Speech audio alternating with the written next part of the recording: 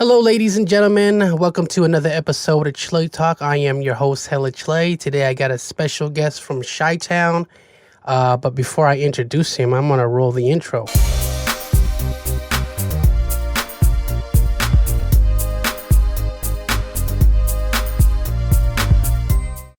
Thank you for tuning in. So today, my guest is Randy Kim. He is from Chicago. He is a fellow podcaster. One of my first podcast interviews this year was by Randy, who runs the Banh Mi Chronicles podcast. And he's also a board member of the Cambodian Museum in Chicago. Without further ado, welcome, Randy. Well, thank you so much, Banh. Can I call you Mr. Chluy? That's fine, yeah. Mr. Chluy, Bong Chluy. A lot of people call me what they want, just as long as they don't call me you know what I mean? Yeah, thank you so much for having me on. And also, I got to say, you're really kicking ass with this podcast. So I'm really proud of you.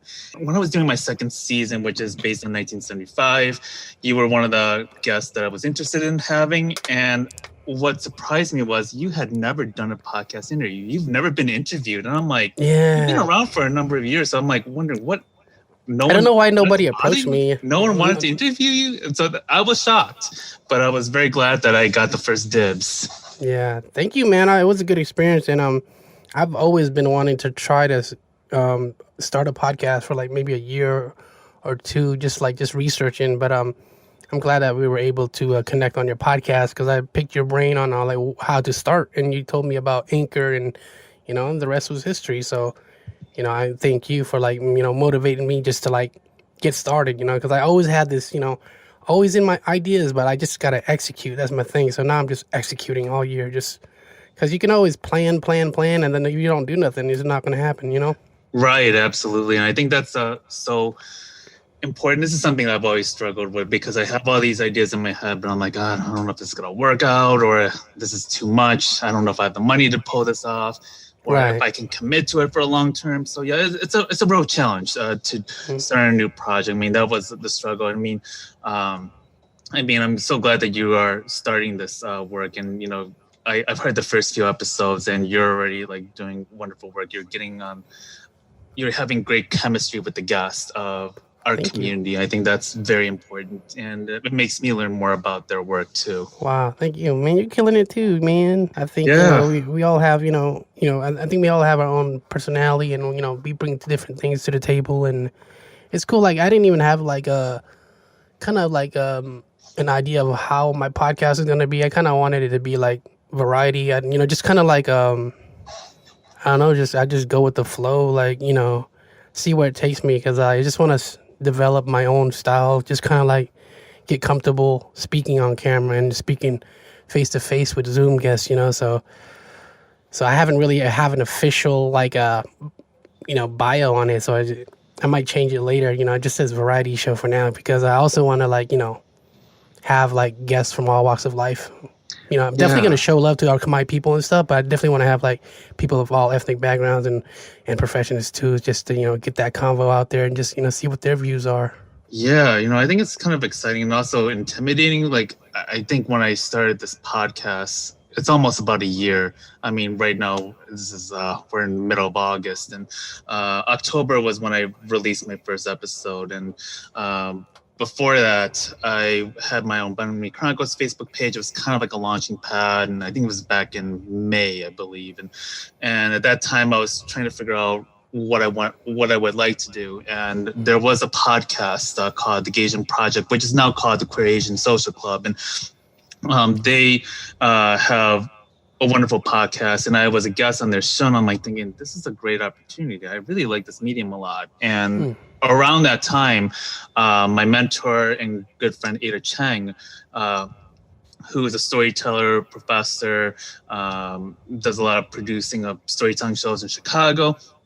She sat down with me because I worked with her together on Talk Stories, an Asian American Asian diaspora storytelling show. And she was like, Randy, I know I've been mentoring you, but if you are, if I'm mentoring you, just know that I don't mentor you so you can work with me forever, or that I can keep you. I mentor you so you can learn how to fly on your own. And at that time, I really had struggled to figure out what I want to do independently.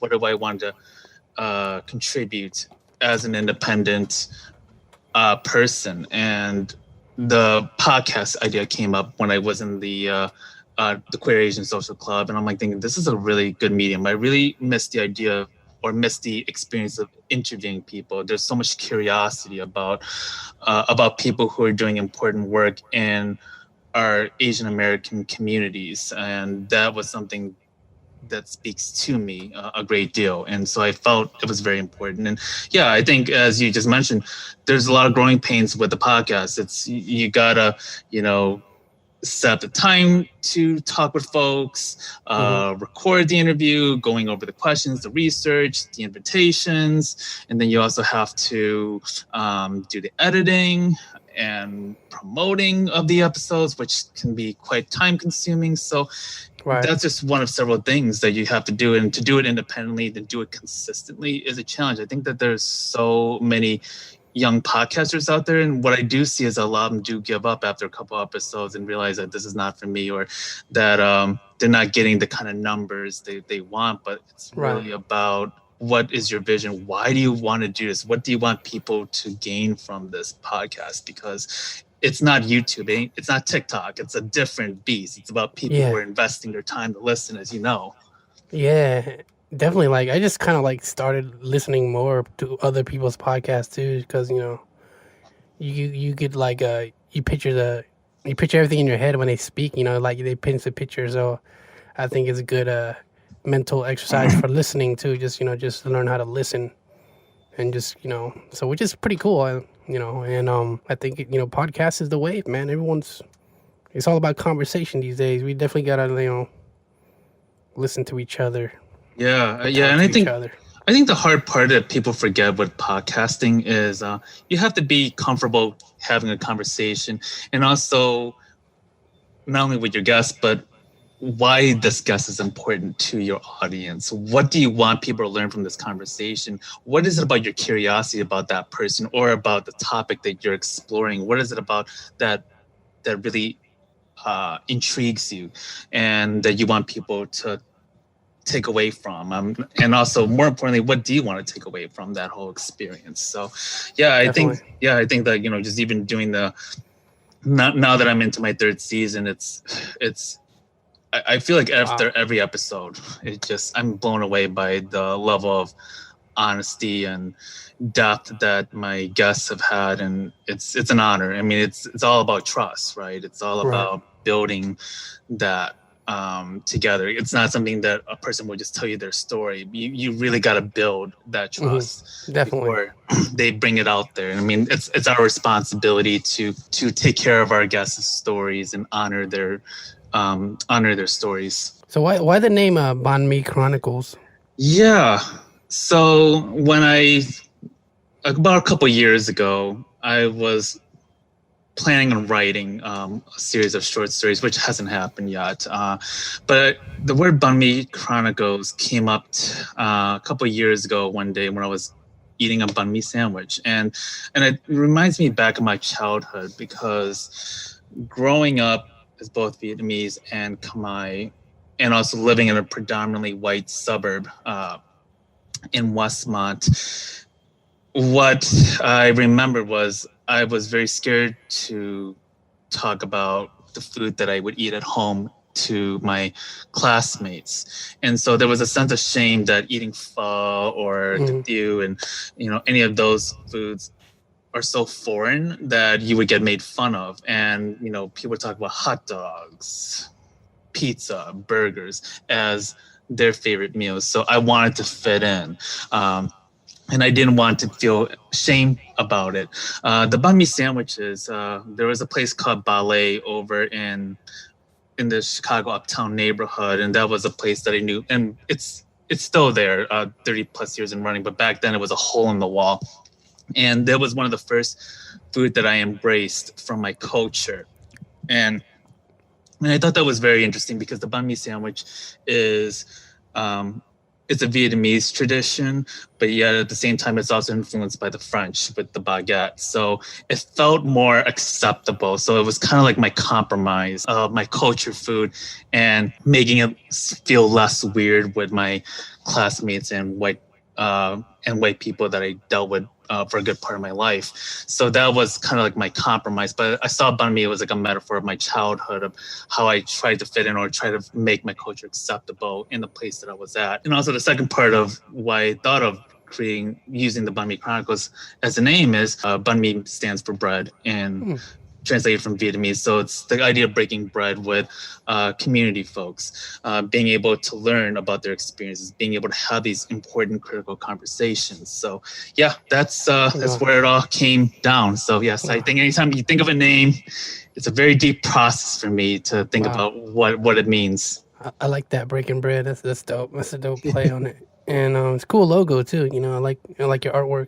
Yeah, my good friend Wei Tang did the design. Unfortunately, I cannot draw, but I had these ideas in my head. I was like, okay, this is what I want.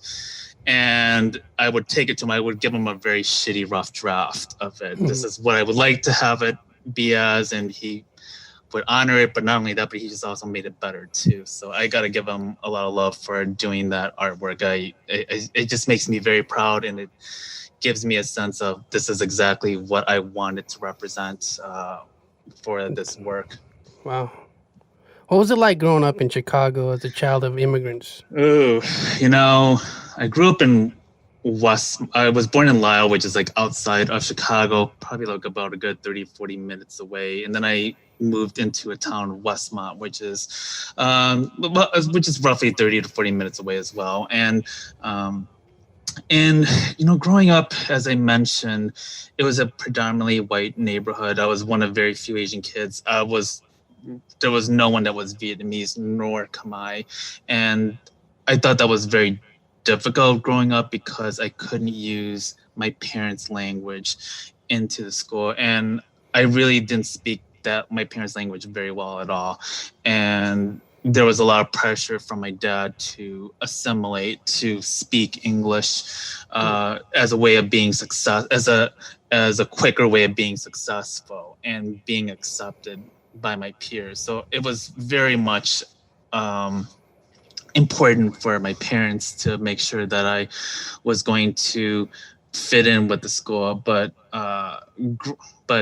in being in elementary school, I was very shy. I was very mute. I really would not talk to anyone. And if any classmates would go near me, I would start crying. So I was a crybaby quite a bit. And I think that there are times when I would do it because I was so scared of my classmates who did not look like me, who did not understand me. And it was frightening. So, but my parents, would always take us down to the Chicago Asian Argyle neighborhood every weekend, and that would be like a 1 hour drive. And I used to hate it because it was a long, boring drive for me and my brothers.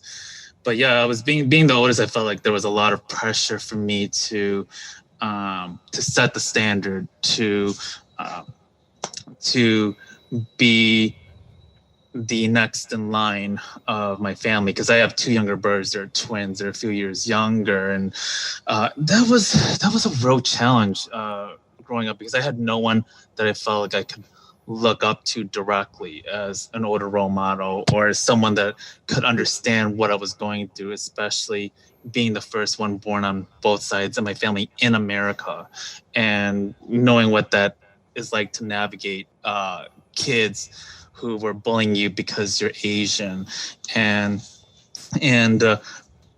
understanding that Vietnam is a country, Cambodia is a country, and no one knew in my classmates that it existed outside of the Vietnam War, but no one knew that a country like that existed. So I felt like an alien for a good part of my life, and I think that was a challenge. But yeah, I would say, growing up, it was not an easy experience. You were the oldest of how many siblings? I'm the oldest of three, so yes, I have two younger brothers. They're twins, Tony and Andy, and they're 34. I'm 37 now, so Yeah, I mean, my brothers and I are very different people. Yeah, and actually, I'm the shortest of the three. Oh, really? Yeah, I'm actually 6 foot tall, and they're 6'2". So Wow, you guys are some tall Cambodians. I'm yeah, I know. 5'3". We walk I'm the around. Oh yeah, shortest. we walk. We walk around and like, every time I go to these family parties, it's like the first thing that they're gonna notice is the height. Like this always gets me because you get like the Khmer, the Vietnamese aunties. They're like, "Oh my God, you so tall," and I'm just like, I'm kind of well aware. I still get that a lot, even from them. And I'm like thinking to myself, you see me a year ago. I haven't changed my height, So I still get that a lot, from the community members. But yeah, it's usually the first thing that comes to mind. I think when I went to Vietnam for the first time to visit my relatives, in the family village, people were peeking out of their homes and kind of wondering who this tall dude was. So yeah, I mean, I think I stood out like a sore thumb too. And I mean, even in my classmates, I was quite tall, by their standards. So yeah, I mean, it was I stood out in many ways. Yeah, I think you mentioned Argyle. So I actually visited Chicago, I think 2 years ago, through a Khmer guy from the Shy, Johnny. Yes. So it was a pretty cool neighborhood. We had some good food, and he gave me a little history about the neighborhood. So yeah, I thought it was cool that there's Khmer community in Chicago.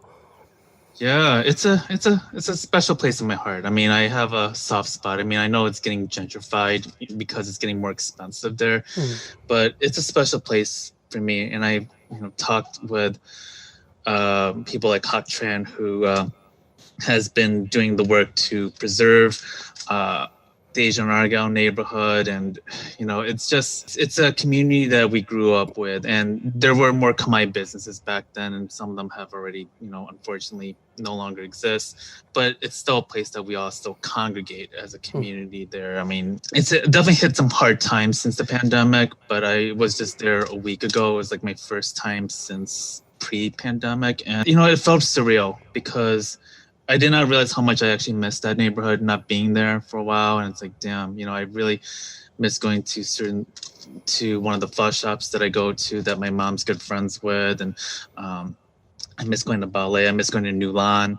I kind of miss the aesthetics or where I get my hair cut. I mean, it's a place that I fear could be lost forever. So it's a fear of mine to see things disappear, especially from our childhood. So yeah, it's a special place. I'm glad that you got to visit that area. It's small, but it has a lot of heart.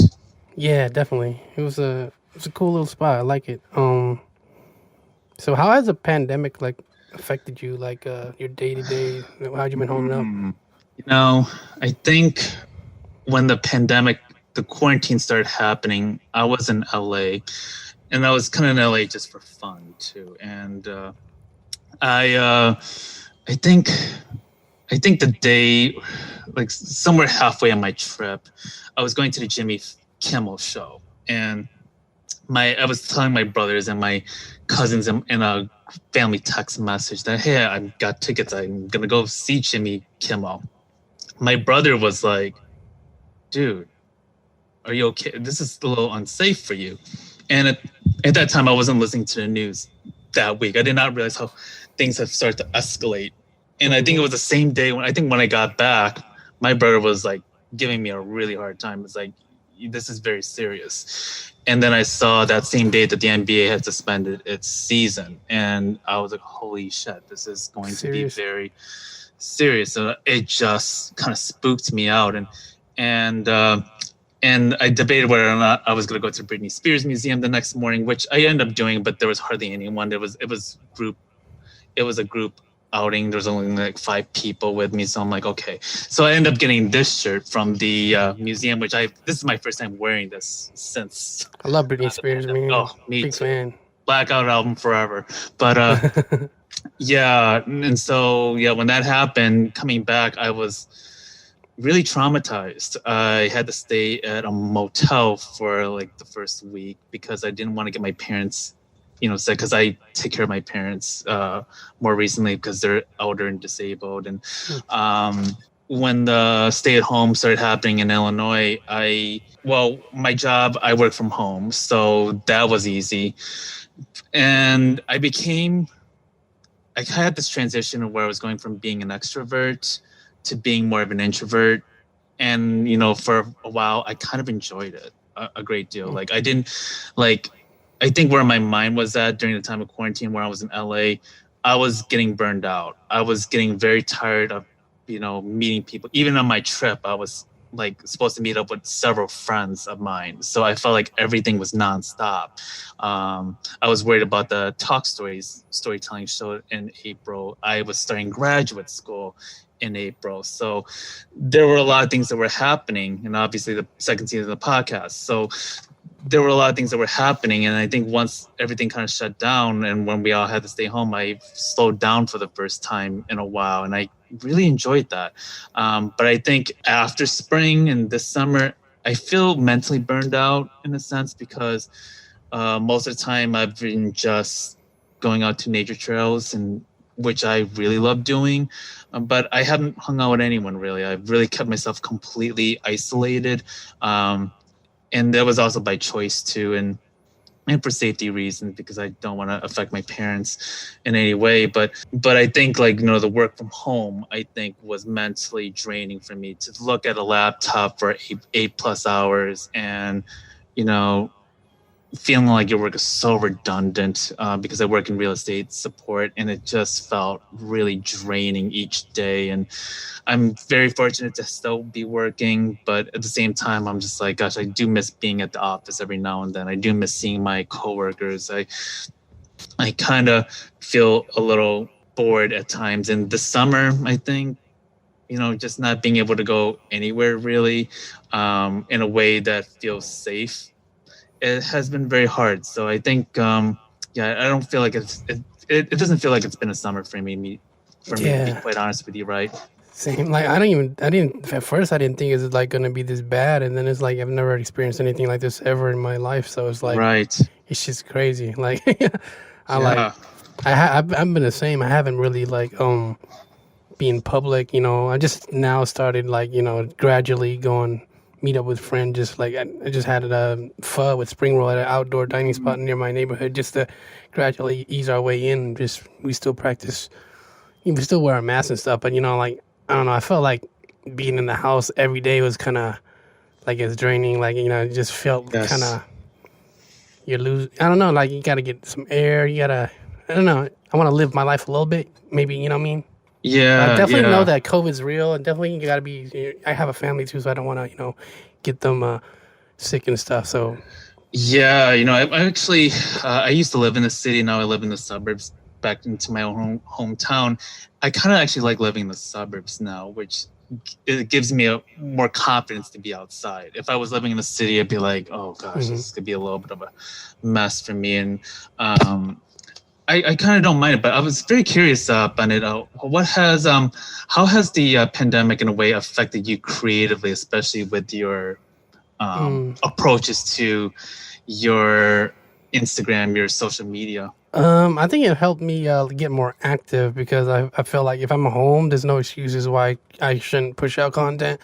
But I also spent a lot of my time on YouTube learning, sharpening my skills, learning. I'm always learning something, whether it be music, learning how to mixing techniques, how to get my quality better.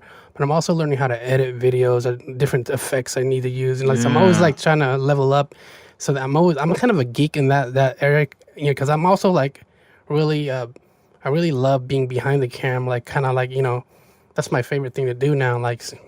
So I feel like if I have all those skills, I could apply it to my videos, Yeah. For the most part on Instagram, whatever comes to me, I just shoot it and upload on my iPhone. That way there's no overthinking, because sometimes I overthink, then you have too high hopes for it. Then when I put it out, it doesn't do well, or just but just when I just shoot and upload, it just gives, I just keep going, Your mind's like clockwork here. It's I think I was telling you the other day, you're like the alive version of Tupac or Prince. Yeah, Tupac was a grinder, man. He's doing he did a whole album in a week. So that's yeah. I definitely want to get that type of. Prince is another one too. Drive. Before he died, they always talk about the vault, because when he died, he had an album that would, if he had an album, like his new material would cover up to 99 years. There would be like an album each year. That tells you how posthumous much albums. music he recorded. Yeah, Tupac had hella albums after he died. Yeah, remember? he did. Yeah. He died, and I mean, Tupac was only like 25, 26 when he died. I mean, Prince, lived a much longer life, but that dude, I mean, Prince, I'm a huge fan of him, like a huge fan, and like I think Kevin, he directed Clerks, and he said that when he went to his home, like apparently like he had all these music videos that he had never released, that they were stashed. Like he would create full production music videos that he just put it aside. It's like, I'm not gonna release them, I'm just gonna keep it for whatever. And I'm like, wow.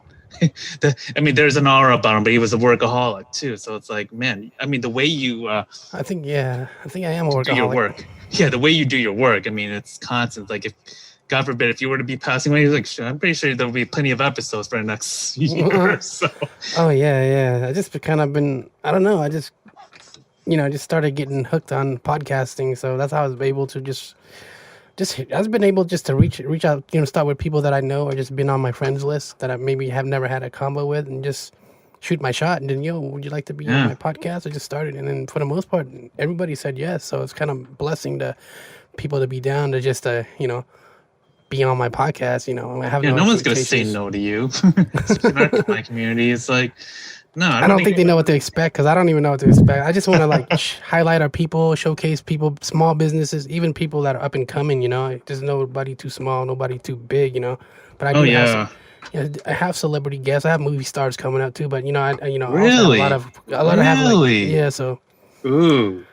It's gonna be cool, man. I want you to spill the tea, but I feel like I can't. I think it needs to be a surprise. But like, well, some of them is like Netflix movie stars that are that martial arts sides. So you probably know if I just said that. Amazing, Stevie B. I wish. I want to reach out. I just don't know his schedule. Like he seemed to be. I don't want to bother him too much. But I mean, got his he'll contacts. make time for you. He'll make time for you. I'll make time for you. I mean, that's my idol, man. That'd be so cool to get him on here because he I feel like he's part of us. He's my community support him so hard going up. So for sure. I feel like he's invited to the barbecue, man. Like Man. he's done so much for our people. Just 80s music and just the whole Latin freestyle movement. It was something that my brothers instilled in me because that's what they were bumping, and I was a kid. That and Santana. Santana's also invited to the barbecue for a while. Oh yeah, Santana's to our parents, parents and grandparents. Those are like icons, man. Like people, like there will never be another. Like iconic.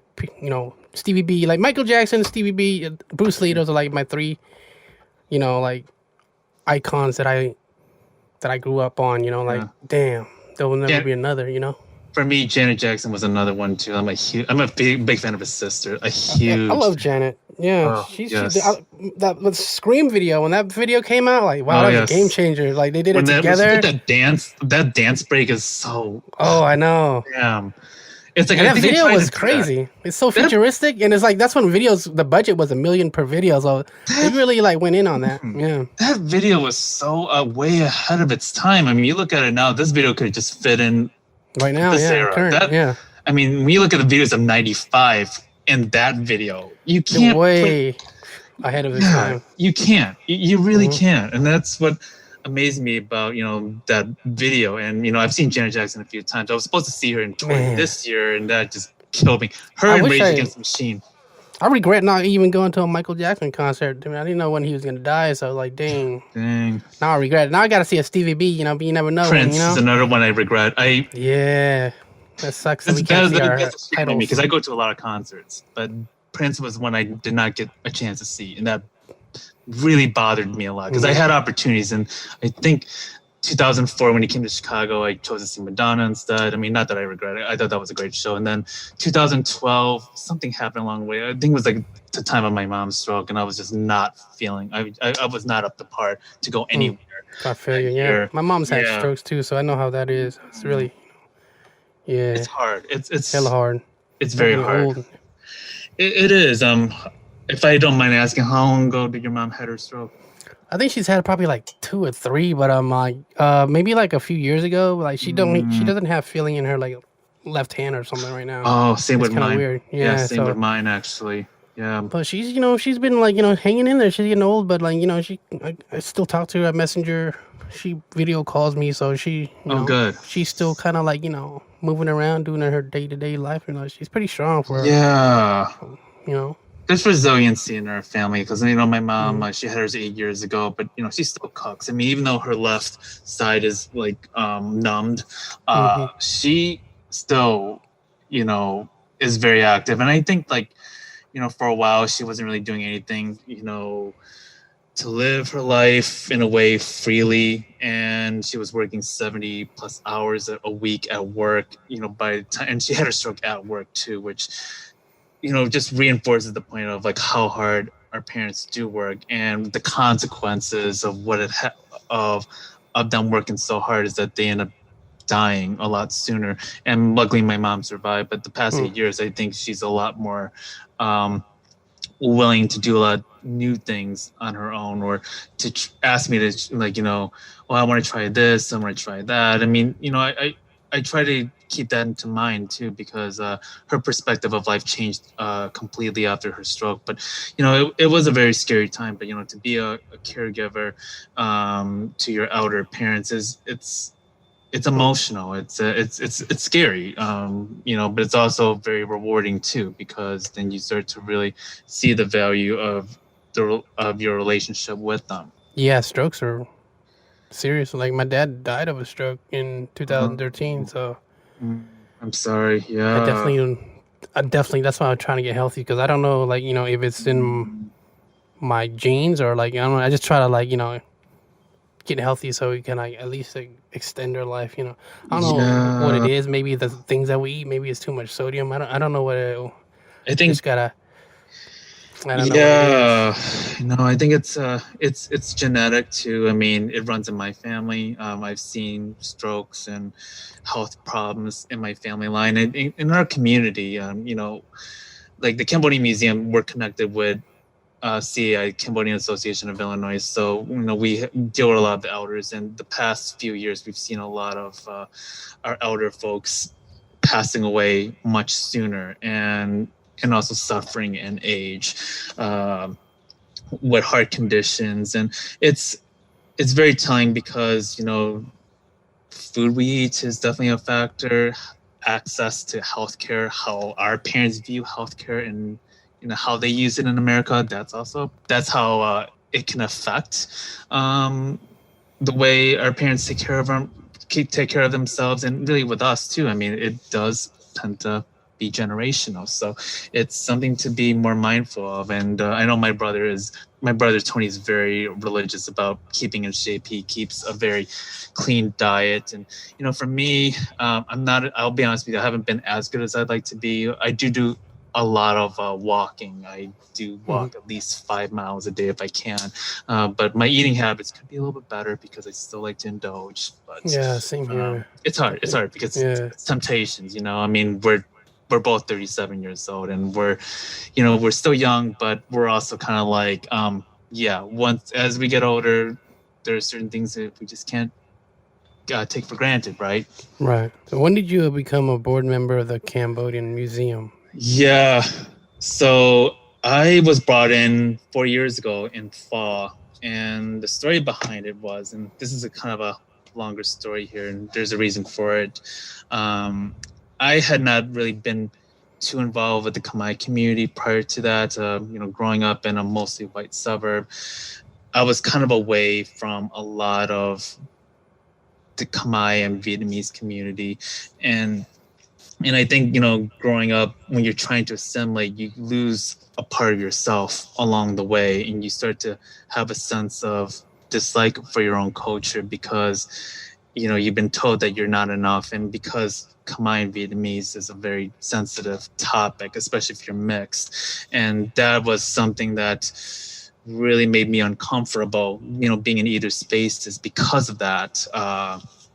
So when I came back from Korea in 2012, I was teaching English there for 3 years, and then coming back after my mom's stroke, I wanted to figure out how am I going to be connected to that community under my own terms. And my friend Lek, who I met at a friend's party, introduced herself. She said, "I'm Khmer too," and she's also like, "I'm queer as well." And I'm like, "Oh, even better, because I'm queer as well too." And I was not quite open about it within my own community because I've heard enough homophobia from my family friends for a really long time. And so that also kind of put a barrier on how I put a barrier, let's put it that way. And so when I met up with Lek, she was the first person to reach out, and she was like, "Oh, I don't care. I don't care if the elders feel that way about me." And her unapologetic attitude gave me that confidence that, this can be possible. I can really be a part of a community because of people like her. But it was hard. I mean, my friend Savi Chorm, she also was a big part of getting me to feel comfortable about being in the community slowly but surely. And it took time. I mean, it was hard because I remember going to my first Khmer New Year's in so many years, and I got really emotional. I mean, it really hit me very hard because at that time I was not talking to my dad, which is a whole nother story at that time.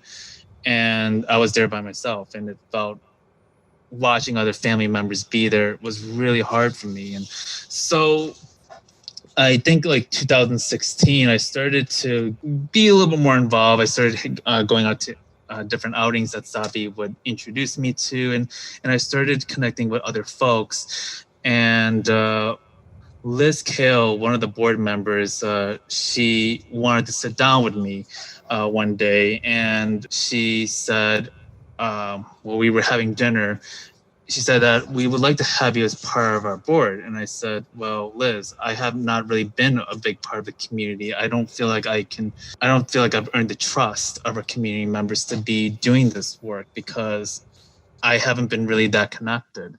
So, and interestingly enough, what she did not realize, and I would tell her this, is that I was going to see my dad for the first time in 3.5 years. And my dad is a Khmer Rouge survivor. He has a lot of PTSD issues, a lot of mental health issues that really tore our family apart, and especially with my relationship with him. And my mom wanted me to go back and check in on him. And I was reluctant, but I felt like I had to do it. But I told Liz that I don't know if I could do it because if I have not been able to reconcile with my own dad, what makes you think that I am going to be right for this work? So I said to her, "I'll let you know how the visit goes, and then I'll give you an answer right there." So I went to my family home for the first time. And, I saw my dad, and my dad was in bad shape at the time. He looked really mentally off. I think that's a better way of putting it. And he was struggling, to talk, and verbalize what was going on. I mean, there was so much things going through his head, and because I hadn't seen him in so long, I had dodged every phone call. And, I was able to get him to a point where we were able to talk a little bit. And then, part of me coming back to the home was that I really wanted the photo albums. Something told me that I needed to get the photo albums. And so I grabbed the photo albums, just from my own curiosity, because there were certain things I wanted to take a look at. And my dad,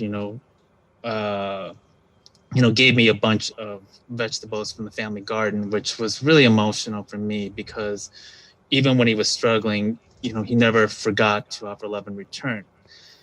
And as I grabbed the photo albums, I, made a stop along the way. And as I opened up one of the photo albums, it had a letter. I took a look at it, and it was a letter from the U.S. Embassy in Thailand. And it was thanking my dad for all the work that he did, getting over 9,000 Khmer refugees to America.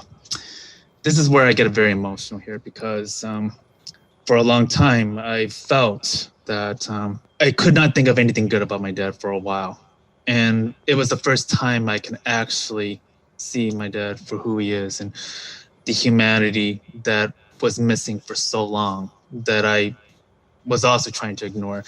And the fact that he did all this work, because he was an English translator at the time, during the time he worked for the U.S. Embassy in Phnom Penh, and he was a young 20-something-year-old, early 20s. And he did all of that work before his 23rd birthday. I mean, he escaped with a few people from the Khmer Rouge, walking days to the Thailand border. And what does he do? He, works with the embassy again to get folks from, get our folks to America. And that was so heavy for me. And that it was kind of like an epiphany, like a revelation for me of sorts, right? And so when I read that letter, I was crying for about a good hour. I mean, it gets me very emotional talking about it because, I think that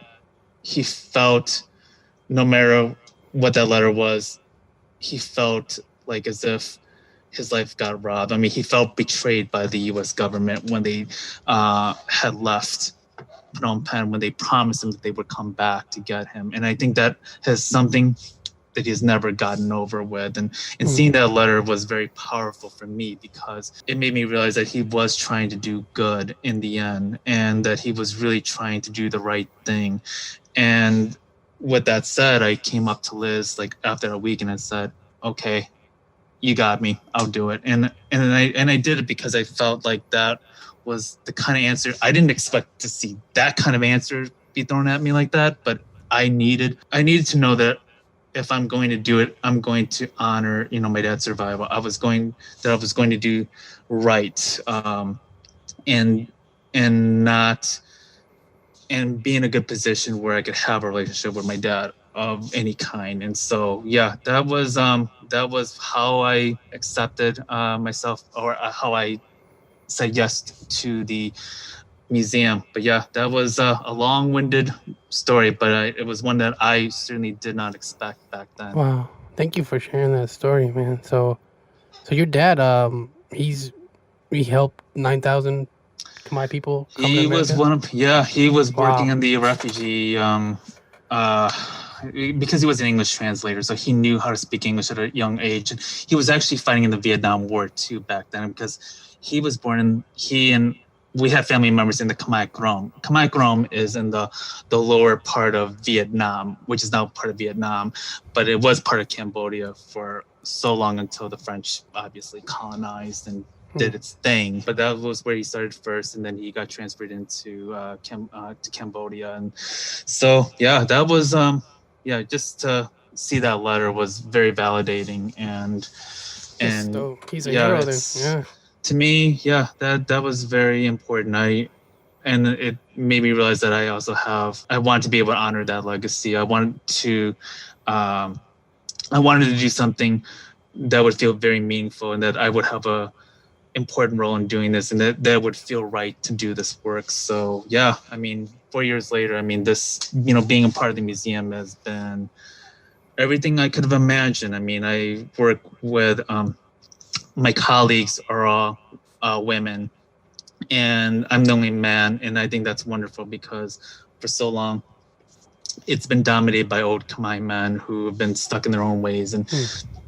And a lot of the problems that we see in our own community is that as much as I love our elders, a lot of them just cling on to the control and not letting go and not giving us the car keys to help drive that legacy, and that's hard, right? Because I get it, when you're trying to take away the car keys from your elder parents, it's like you're taking away their freedom, you're taking away their pride, and that's not what we're trying to do to our community. We're not trying to punish them that they're no longer useful anymore. It's more like we need to honor, we need to pass the torch, and that's very important. I think that doing the museum work, it was a lot of that, having to take the torch away from our elders and be like, look, it's time to pass it. Time, mate. It's like 'cause if you hold on to it, you're not going to give us anything, and it's going to die into your grave, and we're not going to have access to it. So no, we have to play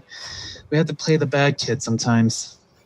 Yeah, definitely. I totally agree because like just my community, like all over. Like I feel like a lot of it's ran by the older generation. They have old way of thinking. May not work anymore. What they've Yeah. done. We appreciate. They paved the way, but like times are changing, and it's time for the young kids to step it up and take over, and so they could continue it. Yeah. Rather than have it die out. Because I've seen some Khmer communities that don't have Khmer New Year anymore because there's no more Cambodian Buddhist Association. We gotta step it up. It's hard to watch when you see Mm-hmm. things die out when they shouldn't be. And also, I think what I've seen, like with the elders in the past, and I don't want to put all the blame on them, but I know that when our elders who have been so affected by the genocide and then, the refugee resettlement, when they start to, drive younger folks away from them to the point where they don't even want to be near our community. So it's been taking some time, and I do the board work. Part of the work that makes me very proud is that my colleagues and I, we've spent a lot of time into our community connecting with folks, and some of the folks who have been doing this, who have been away from the community for so long, are starting to come back. They're like, oh, okay, I like what you're doing. I'm starting to feel like I can relate to my community. I feel like I can relate to my generation, my peers, and because for a long time they stayed away, and so we're doing our best to bring them back and make our own space and not by the elder standards. What are your goals for your podcast, or just like what are any projects you're working on?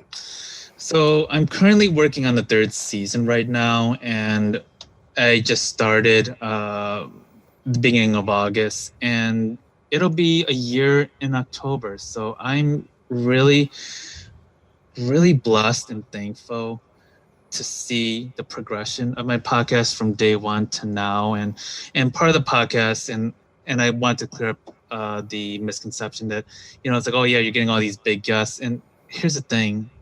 I don't care about how big you are. I care about, do you have, like, part of the idea of doing this podcast is to elevate important conversations in our own community, in the APIA community, about issues on deportations, on anti-Blackness, on anti-Asian racism. I mean, I want to talk about these issues on a deeper level, and talking with folks who have experiences in working to advocate for our community members. I've interviewed folks who have, been leading nonprofit organizations, people who are writers, musicians, artists, people who are doing the work to contribute to our history and to advocate on our behalf, and making sure that our history is not erased and that we are always at the table when no one is inviting us to the table, that we come in and take over. So that those are the kinds of people that I want to have these discussions with, people who are brave, people who are very confident in making sure that we are writing our history in our own terms. So I'm continuing on for the 3rd season. I've just about finished recording. I'm very excited about my guest lineup. I'm really blown away. I had my first episode that I released with Annie Tan, who's from New York, and she's a special education teacher who's been fighting viciously about Mayor de Blasio trying to bring people back to school. So she's been fighting really hard. And also her cousin was Vincent Chen, who was murdered in a hate crime nearly 40 years ago. That started the whole API movement for his hate crime. So I would definitely look up Vincent Chen. I mean, his story about how he died was tragic, and how his murderers, who were a group of white men, were only punished with a $3,000 fine. It tells you how much that has impacted our community when we see anti-Asian racism. So her episode was wonderful. Then it was followed with Anup Prasad, who's an immigration attorney with Asian Law Caucus, and he's been working so hard for our Khmer American communities to secure the releases of some of our Khmer community members who are facing deportation, and currently under incarceration through ICE. So, just this whole season's been kind of like a fun journey. So that has been my focus. Aside from that, I'll be going back to school. I just started graduate school back in spring. I took the summer off, and I'm going to DePaul University to, go for my master's in nonprofit management. So very busy stuff I've got going on so far. But yeah, my podcast has been like my child, and all I do when I talk to friends is about my podcast because I treat it like my baby. Wow. Congratulations on your growth, man. I love to see it. And you're doing a positive thing for our community, and definitely need more people like you. Because, issues like deportation is and ICE, it is all issues that we face, and we definitely need to fix it because, it's like it's unjust, It's hard. I got to give a lot of credit to CRAC, Southeast Asia Resource Action Center, and then CFIN, which is Southeast Asian Freedom Network, which is also run by several Khmer folks, like people like Montachung, Saratsung, Salong Chun, Sina Sam. I can't name everyone, but all familiar names, definitely. All Yeah. familiar names. Shout out to them, man. Shout out to CRAC, so CFAM, much everybody. love to them. So much love to them because they are putting their own bodies, they're putting their own free labor to do this work, to try to work with families, and if they were going through deportation processes, they're still working with them in Cambodia to make sure that they're transitioning okay. And it's hard to watch when you're seeing family members getting separated, and a person who was a teenager gets arrested on drug charges, right? And then like for the past 30 years, they went to college, they have started family. Yeah, they started their own family, their own businesses, and that all of a sudden gets ripped apart, just because of an old conviction back when they were like 16 years old. It's sad.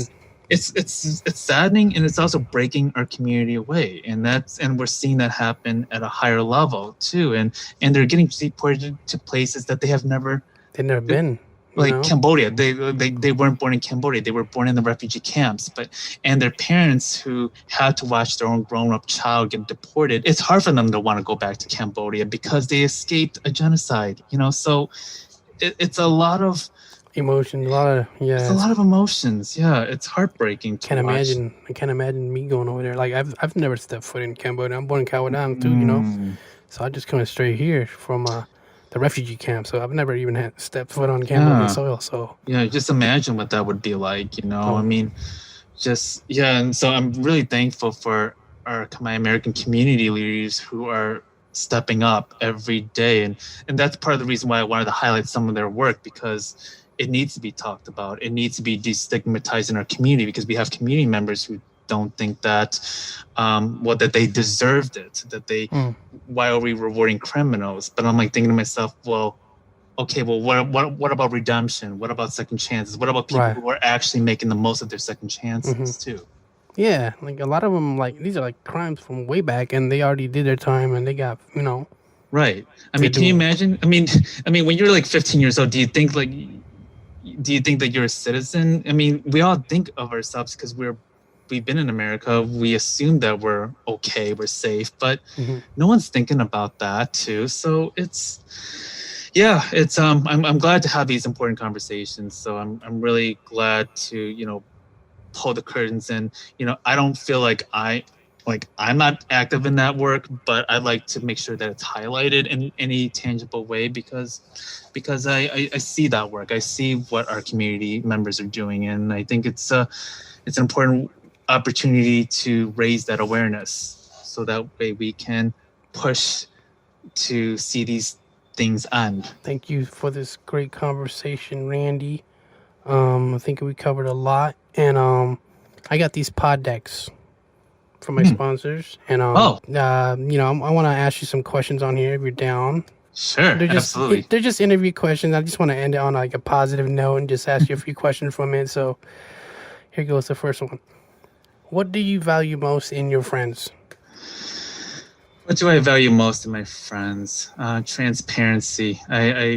Because I know that when people deal with me, I can be a pain in the ass. And I think that sometimes, as direct as I can, and as much as I value being direct with people, I also want people to not feel, or my friends to feel intimidated by me. I want people or my friends to feel that they can talk with me, and that one of the important values that I see of a friend is when they call me in, when they like take me aside and say, "Hey, I don't like what you just did, or what you just said was very messed up. I want to talk to you about that, and I'll tell you why."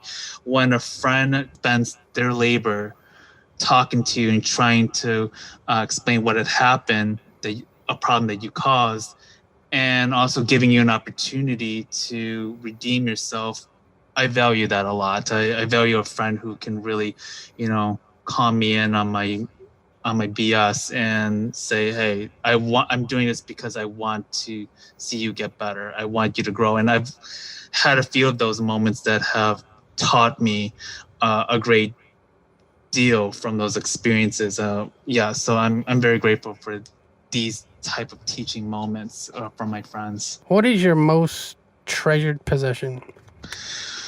Ooh, that's a really good question. Gosh, this is a really hard question. I'm trying to think what I would value. Gosh, this changes like this. This changes every day for me because I'm a Gemini. So I mean, every possession I have, it's Value. Yeah, it has its own value, and I kind of like fall in love with it, and I don't for a while, and I come back to it. Let me see. Well, I will say, one of our I'm losing his name. I'm losing his name, but this is actually one of the ceramics done by one of our Kamai clay masters, and Wow.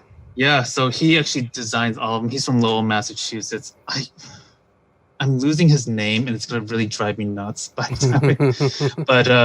But he is one of only 2 or 3 remaining that are still doing this work, and wow. And he came to Chicago a few years ago, and just hearing about his work, and it's from a labor of love. So I appreciate artists like him. I appreciate art in general, and to hear the story behind his work and him surviving the Khmer Rouge and him trying to find out how to pass on this legacy of his work it's something that I think about a lot too. And he's a very I met him in Stockton, California for the Cambodian conference a year ago, and I had lunch with him and his wife, and he was so gracious and just so thoughtful. This is a person who really loves and breathes his art a great deal. I mean, he makes all of them by himself. I mean, they're not duplicates. But yeah, if you go to Lowell, Massachusetts, you definitely want to check out his studio, because he's got plenty of them. And the Cambodian Museum has been working really diligently with him in the past, so we've been able to sell his work. And I would definitely say that would be a possession that I certainly treasure. Awesome. What's your favorite gadget? Ooh, let's see. I like having my cell phone on me all the time. I mean, my cell phone is always with me anywhere I go. I mean, I like taking my photos. I love using my Spotify. I love, being able to make video phone calls. I like checking my Facebook, my Instagram. So, I gotta say my smartphone is my baby right now. I mean, until I get a new one. But yeah, I ride my smartphone real hard. Yeah, I'm on it 24/7 too. All right, one more question. If you could send a message to the entire world, what would you say in 30 seconds? Let's see. Don't forget to use your humanity. Don't forget to tap into your compassion. And stop fucking up. That's good. Mian, thank you for this great interview, man. Thank you. I'm looking forward to your podcast, your new season, and I know you're gonna do great things for our community, and I'm rooting for you, man, and you got my support. Any shout outs or announcements you want to make before we wrap it up? I gotta say, I have a lot of love for my colleagues at the Cambodian Museum or the National Cambodian Heritage Museum in Chicago. I would definitely, for those who are interested in learning more about it, just go to our website at cambodianmuseum.org, or you can go to our Facebook page. You will find us there, and you will see a lot of our updates and upcoming events. So I have a lot of love for KHMER, who is the board president, who's been our leader, and she was the first Cambodian American woman elected into public office. She works she's a board member of the Skokie Park District. That's how she got elected.